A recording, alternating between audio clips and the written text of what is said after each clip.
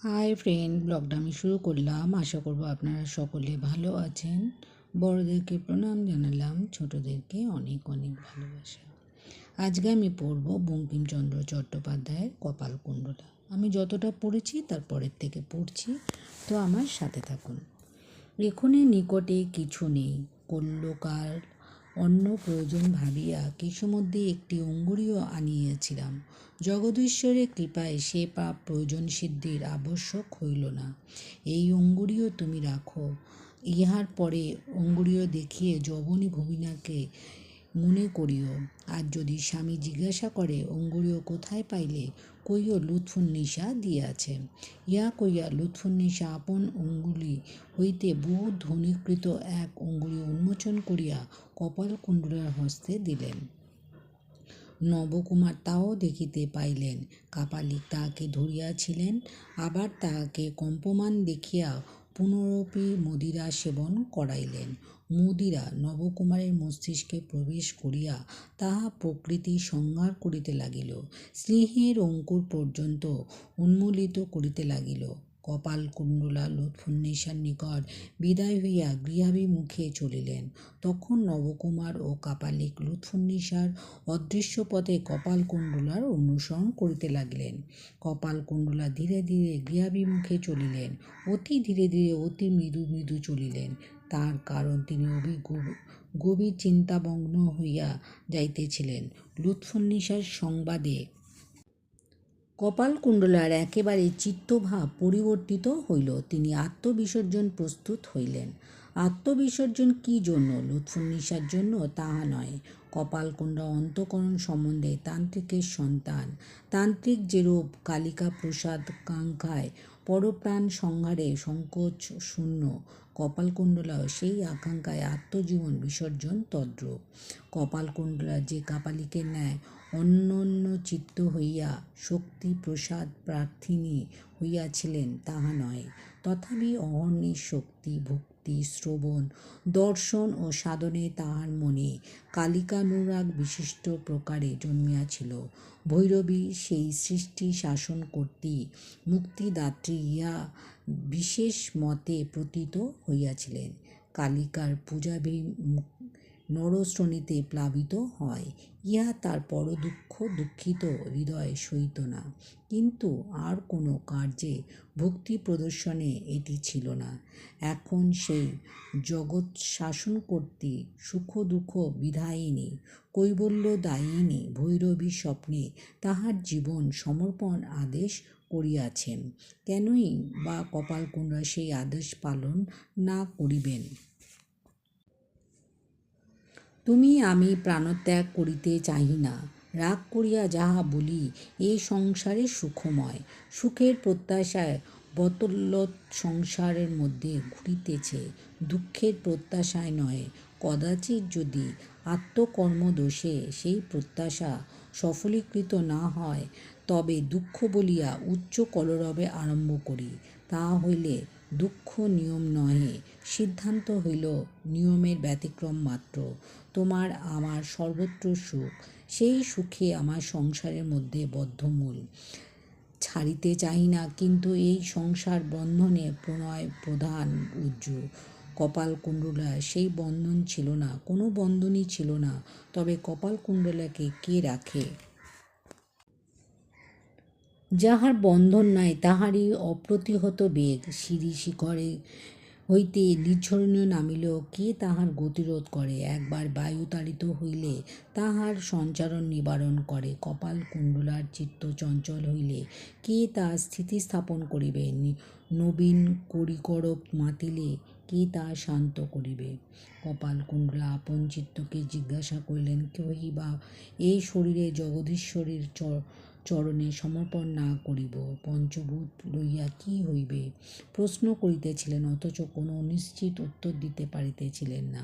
সংসারে অন্য কোনো বন্ধন না থাকিলে পঞ্চভূতের এক বন্ধন আছে। কপালকুণ্ডলা অবধানে চলিতে লাগিলেন।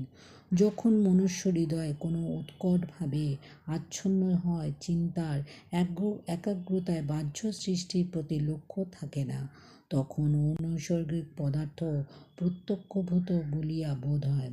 কপালকুণ্ডলার সেই অবস্থা হইয়াছিল, যেন ঊর্ধ্ব হইতে তাহার কর্ণকুহরে এই শব্দ প্রবেশ করিল, বৎসে আমি পথ দেখাইতেছি।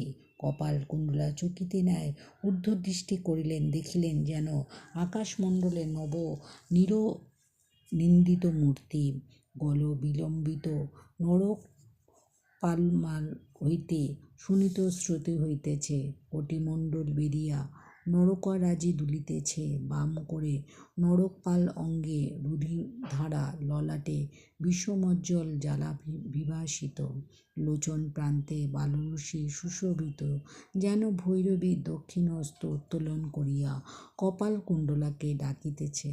কপালকুণ্ডলা ঊর্ধ্বমুখী হইয়া চলিলেন। সেই নবকাদম্বিনী স্বনির্ভ রূপ আকাশমার্গে তার আগে আগে চলিল। কখনো কপাল মালিনীর অবয়ব মেঘে লুকায়িত হয়ে, কখনো নয়নপথে স্পষ্ট বিকশিত হইয়া কপালকুণ্ডলা তার প্রতি চাহিয়া চলিলেন। নবকুমার বা কাপালিক এসব কিছুই দেখেন নাই। নবকুমার সুরাগরল প্রজ্বলিত হৃদয়ে কপালকুণ্ডলার ধীর পদক্ষেপে অসহিষ্ণু হইয়া সঙ্গী কইলেন কাপালিক। কাপালিক কইল, কি পানীয়ং দেঙ্গি মেয়ে। কাপালিক পুনরপি তাহার সুরাপান করাইল। নবকুমার কইলেন, আর বিলম্ব কি। নবকুমার ভীমনাদে ডাকিলেন, কপালকুণ্ডলা। কপালকুণ্ডলা শুনিয়া চমকিত হইলেন। ইদানীং কে তাহাকে কপালকুণ্ডলা বলিয়া ডাকিত না। তিনি মুখ ফিরিয়া দেখিলেন নবকুমার ও কাপালিক তার সম্মুখে আসিলেন। কপালকুণ্ডলা প্রথম তাহাদিকে চিনিতে পারিলেন না। কইলে, তোমরা কে? যমদূত? পরক্ষণেই চিনিতে পারিয়া কইলেন, না না পিতা, তুমি কি আমায় বলি দিতে আসিয়াছ? নবকুমার দৃঢ় মুষ্টিতে কপালকুণ্ডলার হস্ত ধারণ করিলেন। কাপালিক করুণার্দ্র মধুময় স্বরে কহিলেন, বৎস, আমাদিগের সঙ্গে আইস। এই বলিয়া কাপালিক শ্মশানাভিমুখে পথ দেখাইয়া চলিলেন। কপালকুণ্ডলা আকাশে দৃষ্টি নিক্ষেপ করিলেন। যথায় গগন বিহারিণী ভয়ঙ্করী দেখিয়াছিলেন, সেই দিকে চাইলেন। দেখিলেন রণরঙ্গিনী খলখল হাসিতেছে। এক দীর্ঘ ত্রিশূল করে ধরিয়া কাপালিক গত পথপ্রতি সংকেত করিতেছে। কপালকুণ্ডলা অদৃষ্ট বিমূঢ়তার ন্যায় বিনা বাক্যব্যয়ে কাপালিকের অনুসরণ করিলেন। নবকুমার পূর্ববৎ দৃঢ়মুষ্টিতে তাহার হস্তধারণ করিয়া চলিলেন। চন্দ্রমাও অস্তমিত হইল, বিশ্বমণ্ডল অন্ধকারে পরিপূর্ণ হইল। কাপালিক যথায় আপন পূজাস্থান সংস্থাপন করিয়াছিলেন, তথায় কপালকুণ্ডলাকে লইয়া গেলেন। সে গঙ্গাতীরে এক বৃহৎ সৈকত ভূমি, তাহারই সম্মুখে আরও বৃহত্তর এক খণ্ড সিকতাময় স্থান, সেই সৈকত শ্মশান ভূমি। উভয় সৈকতের মধ্যে জলোচ্ছ্বাস সকলে অল্প জল থাকে, ভাটার সময় জল থাকে না। এখনে জল ছিল না। শ্মশান ভূমির যে মুখ গঙ্গা সম্মুখীন, সেই মুখ অত্যচ্যুত জলে অবতরণ করিতে গেলে একেবারে উচ্চ হইতে অগাধ জলে পড়িতে হয়। তাহাতে আবার অবরোধ বায়ুতাড়িত তরঙ্গভীমাত উপকূল ক্ষয়িত হইয়াছিল। কখনো কখনো মৃত্তিকাখণ্ড স্থানচ্যুত হইয়া অগাধ জল পড়িয়া যাইত।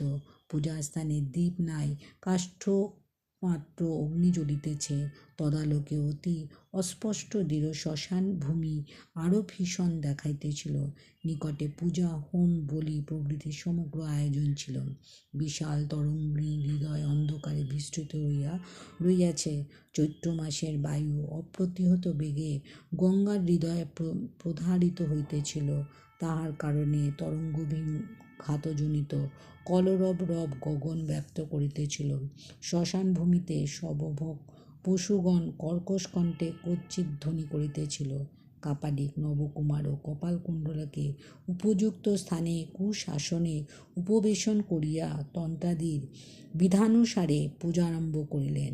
উপযুক্ত সময় নবকুমার প্রতি আদেশ করিলেন যে, কপালকুণ্ডলাকে স্নাত করিয়া আনো। নবকুমার কপালকুণ্ডলার হস্ত ধারণ করিয়া শ্মশানভূমির উপরিয়া স্নান করিতে চলিলেন। তাহাদিগের চরণে অস্থি ফুটিতে লাগিল। নবকুমার পদে আঘাতে একটি জলপূর্ণ শ্মশান কলস ভগ্ন হইয়া গেল। তাহার নিকটে সব পড়িয়াছিল। হতভাগার কেহ সৎকার করে নাই। দুইজন তাহার পদস্পর্শ হইল। কপালকুণ্ডলা তাহাকে বেরিয়া গেলেন।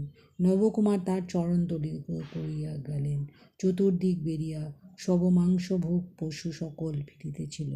মনুষ্য দুইজনের আগমনে উচ্চকণ্ঠে রব করিতে লাগিল।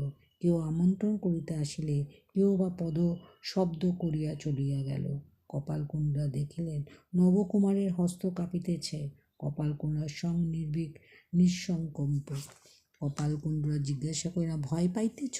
নবকুমারের মদিরার মোহক্রমে শক্তিহীন হইয়া আসিতেছে। অতি গম্ভীর স্বরে নবকুমার উত্তর করিলেন, ভয় মৃন্ময়ী, তাহা নয়।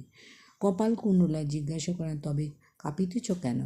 এই প্রশ্ন কপালকুণ্ডলা যে স্বরে করিলেন তাহা কেবল রমণী কণ্ঠেই সম্ভব। যখন রমণী পর দুঃখে গলিয়া যায়, কেবল তখনই রমণী কণ্ঠে সেই স্বর সম্বরে। কে জানিত যে আসন্নকালে শ্মশানে আসিয়া কপালকুণ্ডলার কণ্ঠ হইতে এই স্বর নির্গত হইবে। নবকুমার কহিল, ভয় নহে, কাঁদিতে পারিতেছি না, এই ক্রোধে কাঁপিতেছি। কপালকুণ্ডলা জিজ্ঞাসনে, কাঁদিবে কেন? আবার সেই কণ্ঠ। নবকুমার কহিল, কাঁদিব কেন? তুমি কি জানিবে মৃন্ময়ী? তুমি তো কখনো রূপ দেখিয়া উন্মত্ত হও নাই। বলিতে বলিতে নবকুমার কণ্ঠস্বর যাতনায় রুদ্ধ হইয়া আসিতে লাগিল। তখন কখনো আপনার হৃদয়পিণ্ড আপনি ছেদন করিয়া শ্মশানে ফেলিয়া আইস নাই। এই বলিয়া সহসা নবকুমার চিৎকার করিয়া রোদন করিতে করিতে কপালকুণ্ডলা পদতলে আছড়াইয়া পড়িলেন। মৃন্ময়ী, কপালকুণ্ডলা, আমায় রক্ষা করো, এই তোমার পায়ে লুটিয়া পড়িতেছি। একবার বলো যে তুমি অবিশ্বাসিনী নও, একবার বলো, আমি তোমার হৃদয়ে তুলি গৃহে লইয়া যাই। কপালকুণ্ডলা হাত ধরিয়া নবকুমারকে উঠাইলে মৃদুস্বরে কহিলেন, তুমি তো জিজ্ঞাসা করো নাই। যখন এই কথা হইল তখন উভয়ে একেবারে জলের ধারে আসিয়া দাঁড়িয়াছিলেন। কপালকুণ্ডলা অগ্রে নদীর দিকে পশ্চাৎ করিয়াছিলেন, তাহার পশ্চাতে এক এক পথ করিয়া জল। এক জলোচ্ছ্বাস আরম্ভ হইয়াছিল। কপালকুণ্ডলা একটি আরবির উপর দাঁড়াইয়াছিলেন।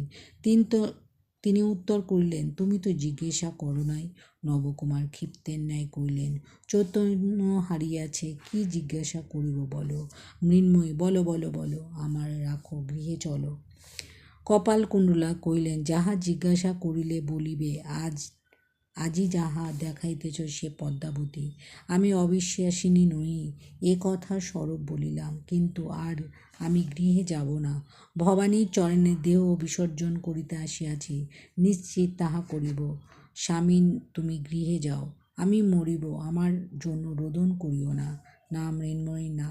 এইরূপ উচ্চ শব্দ করিয়া নবকুমার কপালকুণ্ডলাকে হৃদয়ে ধারণ করিতে বাহুর প্রসারণ করিলেন, কিন্তু কপালকুণ্ডলা আর পাইলেন না।